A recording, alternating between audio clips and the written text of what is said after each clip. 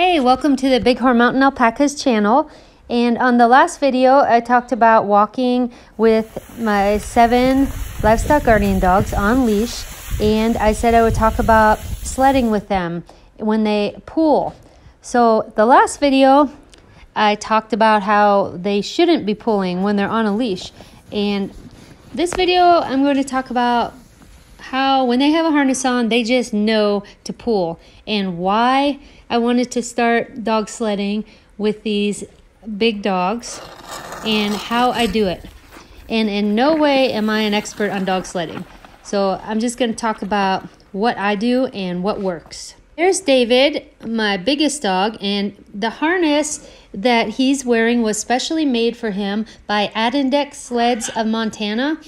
I measured all 7 dogs and took the measurements that the Adirondack Sled told me to, and then they made the harnesses specifically for each dog. The sled that you're seeing in the videos is called a kick sled, and I got that on eBay. It came from Canada, and I believe it was about $300 and free shipping. Might have been a little less than that. It's not a sled that a dog sledder would use probably to race in, and it's really not big enough for 7 livestock guardian dogs. If they were really pulling like more of a high prey drive dog would, like a husky or like an Iditarod racing team, you wouldn't want just probably a little kick sled like that. And it does have a brake, a very simple brake that I use. I just push down with my 1 foot. It's in between the runners. I also got this gang line and tug lines and neck lines from the same sled company, and it's made here for a team of 7. I can also take part of it off and run with just 2 dogs or 1 dog or 4 dogs or however many I want, up to 7. Now, I vary the positions of the dogs sometimes. The first dog, or sometimes I run 2, are the lead dogs. And those are usually dogs that really want to go and they have a lot of drive to them. And sometimes I'll put a dog up there like Goliath just because I felt like he's such a, for lack of a better word, an alpha personality. And he had some health problems when he was younger, and I just felt like rewarding him as the leader, and he loves that. And also, I like to pick a lead dog or lead dogs that really listen to my commands, which what these guys know are G, which is right, ha, which is left, whoa, which is stop, let's go, which is go. And then I just made up some that just kind of came naturally, like yay, and they'll feed off my energy. And if I say yay, I can feel that power just kind of pick up. And they also know leave it or on by when I don't want them stopping. Before I say the rest of the positions, you can see they're all running pretty much in the lead. And I was just playing around with what's called a fan hitch there. And that's when all the dogs run in the lead. But when you have them on a gang line, the second in line would be the swing dogs. And then you have your team dogs, and you could have as many team dogs as you have.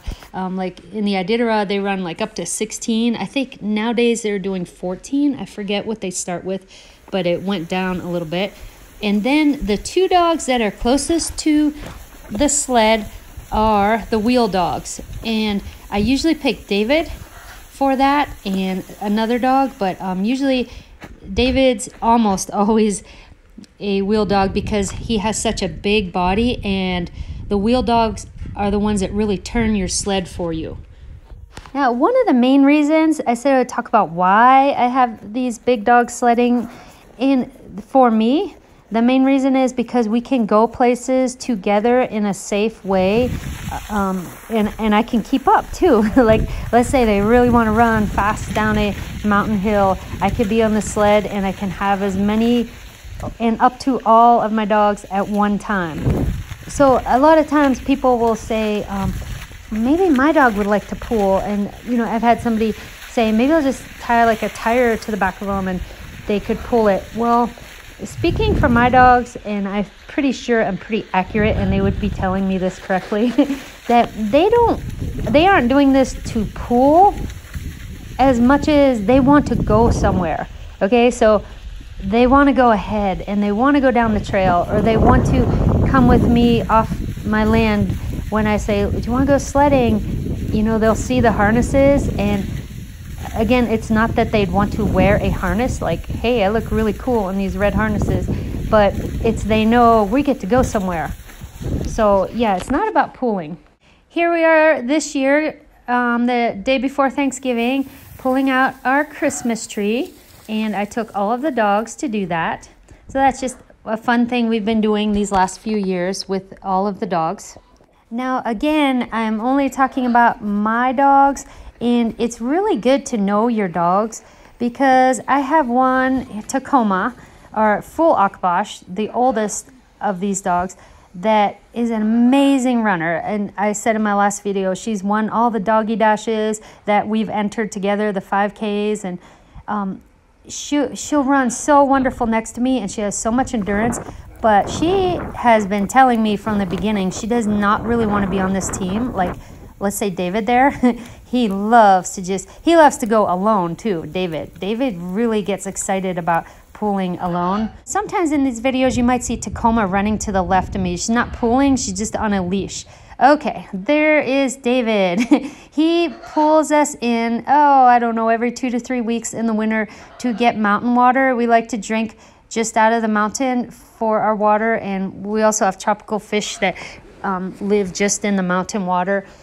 But David there, he just loves to help, and he is our biggest dog, and he has no problem pulling like 220 pounds of water out of the mountain. And I usually help by pushing, and my daughter Maria will often call him ahead. Okay, there was a joke right there. Maria was trying to film, and David followed her like he should, and everybody knew it was going wrong except for me. And David just took a dive in the snow, and I was the last to know what was up.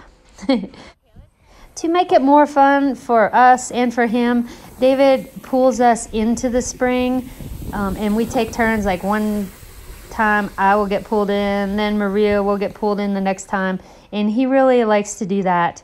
So as you'll see us there being pulled into the spring, and then we all help getting the water out.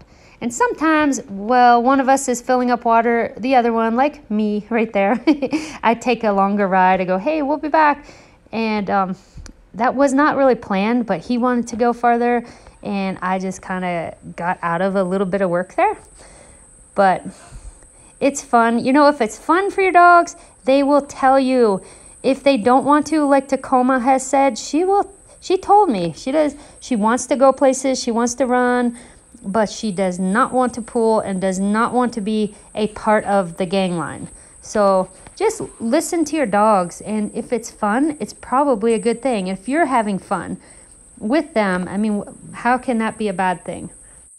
Now, this was just a few days ago. Usually we only take David to pull out water, but that day Samson was lined up at the door, and he was very clearly saying, please take me. I really want to try this.